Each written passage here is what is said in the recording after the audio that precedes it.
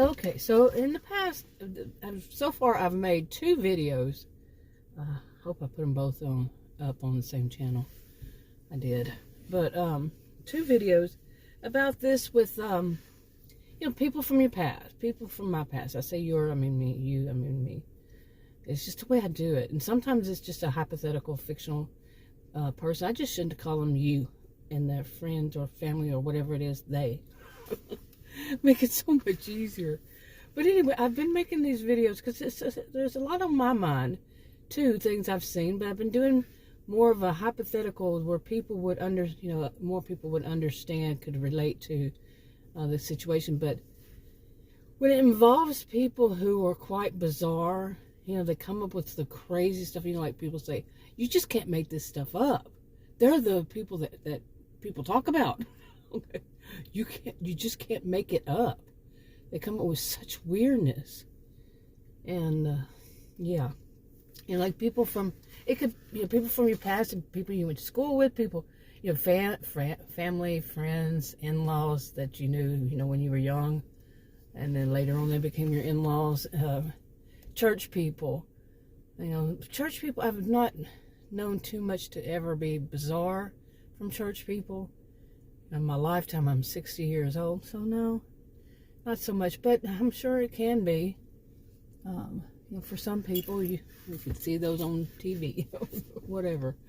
But, just people from the past, and they come into the future, you're away from there. Maybe, I moved from my old hometown. I got the heck out of Dodge as soon as I was 18, so... Yeah, I've been back there, but things like that, the person goes back to there every once in a while to visit, and just weird things happen because of these people from the past that they just don't let it go. I think that in a way it sounds kind of histrionic. Histrionic people think that some of them, it's not a one-size-fits-all kind of thing. It's not, but some of them, they think of relationships as closer than they are. Okay. And this could be the same, in a way, the same kind of thing. Usually, the way I've known that is they think relationships are closer than they are when they first meet somebody. But it could be, possibly, somebody they've known as young, when they're young, moved away decades later, and they still think that they have this really strong relationship with them, or that it's always been building through, even when those people are not around. The person that is the bizarre one, thinks that they still have this really strong relationship with a person who had moved away, say, like I said, decades ago, and they still see it. They still see that relationship as closer than it is. Yeah, that could be. Could be. Anyway, I think I'll go put some gas in my SUV. It was drizzling when I first got out here, and I don't like to drive on slick roads since we have so many crazy drop-offs. So many creeks out here, and just the way the roads, some of them are real high up, and there's these really deep drop-offs. You'll see one as I pass this bridge coming up. Well, more than one bridge. There's a bridge in here, right here, then there's one there, and then there's one there, and then there's one I really never noticed so many until I started driving for this health insurance thing. Okay, anyway, so I think I'll just go do that, and hopefully won't hydroplane. I did hydroplane one time while I was out doing delivery. It wasn't the time that we had a really huge storm come out of the blue. Well, it really didn't. It wasn't supposed to come that direction, though. Real big thunderstorm, lightning, everything frightening, that kind of thing.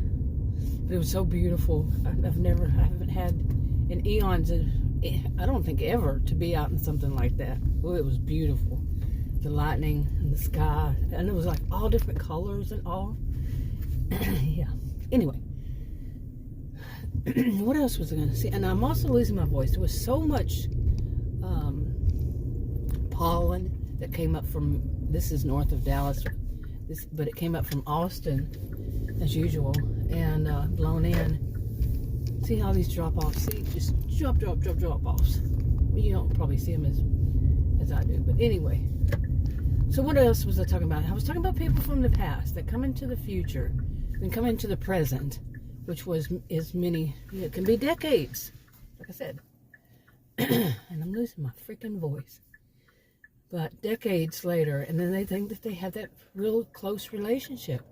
And they don't. And they do bizarre things. And they do. Some of them do. And, yeah. But I made some lists of some of it. So, okay, so they have the road all different up here because they're working on it. So that's good. Because, see, the drop-offs are over there. And I'll take this side any day. But there was somebody right on my tail. And I don't go the speed limit through these. I never do. Some kind of memory that you don't go the speed limit through that kind of thing, because it could be, you know, people working and stuff. You don't, okay, stop blinker. You don't know who's working, you know, if somebody's in it working. And some of them, that one, yeah, I could see. But I always thought there was some kind of rule that you slow down during some law rule, whatever it is. Anyway, so back to this. Now just imagine this, okay? Just imagine this. Say Adam and I knew this couple when we were young, and years ago, and we knew them when we were young, and like I said, decades later, but they needed some help, okay, for something, and we went there. I know him more than Adam, and we went there it was like a 3-hour drive or so, and to give them a little help. Nothing big, they just some help, and that was done. That was it, you know, no big deal. But what I didn't know at the time was that Adam was not happy. He was not happy with it at all. Well, I knew Adam wasn't happy because, okay, hold on. Okay, I don't know if that was a kid that was walking through there, a teenager that was skipping school, or it was a young college student person, you know, aged type. Anyway, so we went and helped some people out. Now this is, part of this is going to be fiction. We've done stuff like this, but let's just, I'm going to make it fiction from here on. But tell it like a story, like a real story. So, you know, you go and you help somebody, and you think nothing of it. You know them, and you're not too far, not really far. They need some help with something. Okay, you go, you know, buy them a little something too. You know, maybe they're, whatever it is, they're not feeling well. They're, you know, broke their leg and needed help, or whatever. You know, broke something and needed help, or whatever. Laid up. I think that's what people call it, laid up or something like that. So no biggie. Okay, buy them. Okay, I don't know why you're pulling up like that. Seriously. Anyway, pardon me. Yeah, see, drop-offs everywhere. Drop-off creeks everywhere. And then this thing right here, my SUV will actually drive for itself. So, okay, I just called Adam. You know, it wouldn't have been such a bad day to go out. You know, once I got out here, it's not too slick. It's still a little slick. But anyway, I called Adam to see if he wanted a burger while I was out. We haven't eaten lunch and it's 1:22, so yeah, he wants a Burger King. I mean, yeah, Burger King. I don't know. I told him I was going to Burger King, so that's the choice. He usually I'll say, I'm going to go here or there, and he said, oh, go. Okay, mister, what are you doing? He's taking a siesta, I guess. But anyway, I'm going to go in there. Okay, that was a little sad. As I was walking to go into there, to go to the restroom, and I was going to order while I was in there. Hardly ever any people inside any of these restaurants ever. Adam and I noticed. Well, there was a street homeless person. He was talking to him. He just stopped and staring at me. And he was walking, and then he kept walking. When I came out, I didn't wait. But he was speaking in maybe a language, I'm not sure. Okay, anyway, it was kind of sad. I mean, I don't think that was any language. It didn't have any kind of, yeah, I've heard many, many, many languages, but I know I haven't heard all of them. But no, I think that was just a fevered mind. Yeah, I'll put it that way. And it was sad. I mean, the guy's probably like in his maybe 40s. Maybe. I didn't really get a good look because I didn't want to stare at him, of course. But when I was walking in, he was coming the parallel against the building. He was just walking. He was going somewhere else. And when I came out, he'd already passed, but he turned around, looked at me, and started that. And I got in my SUV pretty fast. Yeah. Yeah, because he was angry. He was cussing me out, I guess. I don't know what I did besides go inside. But anyway, one of the things that we've noticed that is since we've been doing these, I've been doing these food delivery. He works from home, and he would go with me just for safety when I first started doing them in July. And he'd go for himself because he liked the nightlife. We would go out at night. He really hasn't done much, I think one time since October maybe. And this is January 24th. But anyway, one of the things we noticed was that any of the restaurants hardly have any people in them. Big restaurants, drive-thrus, from big chains to just big, family-owned and operated, whatever, expensive to cheap. Hardly anybody ever inside. But anyway, I'm going to get back to this, okay? I do mine like vlog style, so that's how it goes. As far as, when Adam and I went and helped these people out, it was within the past 10 years, okay? More probably around, I don't know, probably 7 years or so. Somewhere around there, I'm guessing. And Adam was angry on the way, and I felt like, he was so, I knew he was angry, but he wasn't telling me why. And I don't like being with anybody when they're angry and they're driving.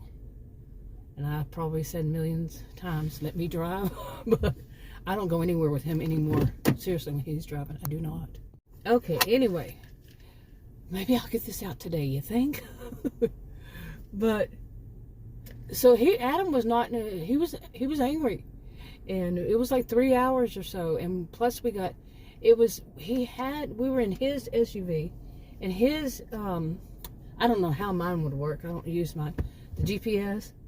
But his, you had to be stopped in order to put the address in. It's still like that. And mine, like I said, I don't know. Because mine was, I got mine new, my SUV new, May 2019. And I think they just, right after that, they fixed it to where it's a different way. And it's just a big old combination of things to do it. I didn't like that. So, I don't use it. I just use my phone. But anyway, we were trying to find their house, and we need the GPS, and it was just, the whole trip there. So like I said. Okay, so anyway, like I said, the whole way, and then the whole way back, he was angry. He didn't tell me until recently. Like I said, it was years ago. But like I said, I don't go anywhere now with him driving. I would say there was an exception, of course. One of them was, he was with me out doing delivery, and I went upstairs, or I had to go look for the place or something, and he needed to move because there was no parking place. He needed to move my SUV, so he did, and when I come back out, he was, he drove around to get. You could go up a little bit because you see me sitting here. Yeah, that'd be nice. And anyway, yeah, I tell people how to drive. Anyway, so then he drove us home, and he's a lead foot. His foot is filled with lead. I mean, zoom, he takes off, and once we stopped, I said, no, you're getting out. You're not driving my SUV like that. Dude. I appreciate it, but And I don't go anywhere with him because I felt like I was a caged bird, and he was angry, and we were driving down the highway. No, thank you. I don't care who you are. I've known him over 40 years. We got married. I'm 60. We got married when I was 18. So yeah, I've known him. We did a lot of road trips for like 20 years. So I know what I'm talking about. But he has worsened over time. He didn't get better. He says I got better at driving. I'm thinking, dude, don't you dare talk about my driving. My driving has never been bad. Seriously. Watch me say that and have an accident. You know, I don't believe in jinxing, but you never know. Anyway, so we went there and came back, and then he finally told me recently why, and I'm like, I did not see that, and I really didn't, and because I was focusing on other things, and it was just basically how poor they were living. Not poor as in, you know, like they didn't have enough money kind of poor. No, it was just filthy. I should say filthy. Poor was the wrong word, strike that. Poor people don't necessarily live filthy. You know, so it wasn't that kind of poor. It was poorly. I guess it is. I need to go back to school and take an English class or 2 or 5 or 10. Anyway, you see what I'm saying? I'm not talking about financial. But it was so bad all around, but that wasn't really even, I do remember that I'm allergic to fleas when they bite me. Oh my, horrible. And I had to get out of there. Plus, I remember the smell of cat litter boxes. And so I had to get out of there because of the fleas too. But he went deeper in telling me what he saw, and just recently. That's why it was. Well, on the way there, that wasn't why, but on the way back, he was just, there. While there, he was disgusted. And on the way there, I don't know. So, he was just in bad mood. But anyway, now we helped these people out. They needed it, we helped. It wasn't it wasn't a big deal. It was not a charity. It's just, you do that for people. You used to know if you can and something happens, yeah. And, well, no good deed goes unpunished. I do not agree with that 100%, but I can certainly relate to it. The many times that I have done good deeds for somebody for whatever reason, it's like it does not go unpunished. And the biggest thing I've noticed is doing something for somebody and then they expect more. In a way, it's so what is expected is that you're now on their, what would it be? You're on their, like as though you're their employee. You do something, good deed, and now they expect more. Like your staff, your volunteer staff, or even volunteers. I've been a volunteer at places before, and then they treat people like staff. They're volunteers. They're not staff. And you shouldn't even treat staff that way. Or it's definitely not volunteers. Definitely nobody. But anyway, so that kind of thing happened to Adam. Like, it took years, but apparently, it's as though we helped him out. Somehow that meant that our relationship was much closer than it is, and that we should realize that we have to be there and help them. No, we don't. No, we don't owe you anything. That kind of situation. How some people think the world owes them everything, and the people in it, especially. Just imagine you help somebody once and then you owe them. No, you don't. You do not owe them. But that had happened to us, so yeah. Okay, and I said I was going to make it fictional, but no, I won't go into the details of how it was expressed after that, though, and what would we owe them. I'm not even sure, to tell you the truth. So that part would be fictional because I don't even know. Part of these things, sorry, my voice, I'm telling you, but part of these things, they become so fictional in a way because when you're dealing with people like that, trying to figure out what really is their MO? What really is going on behind the scenes? What are they thinking, and how are they, what are they doing? I mentioned this in other videos about the people, these kinds that they go and they start telling lies about you. Behind the scenes stuff you don't know. You can't make that stuff up. You wouldn't even suspect that they were doing it in the first place. And you didn't do anything wrong, so how would you even suspect it?